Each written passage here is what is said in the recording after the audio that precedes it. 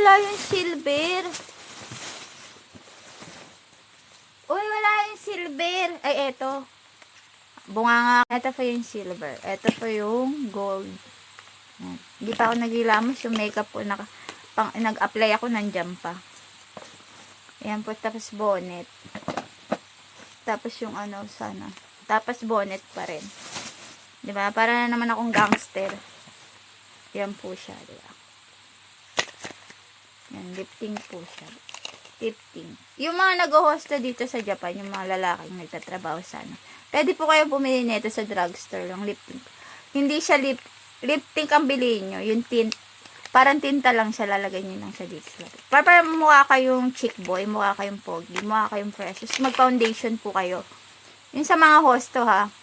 Para kahit pa paano may magsishimi sa inyong mga matronang Pilipina.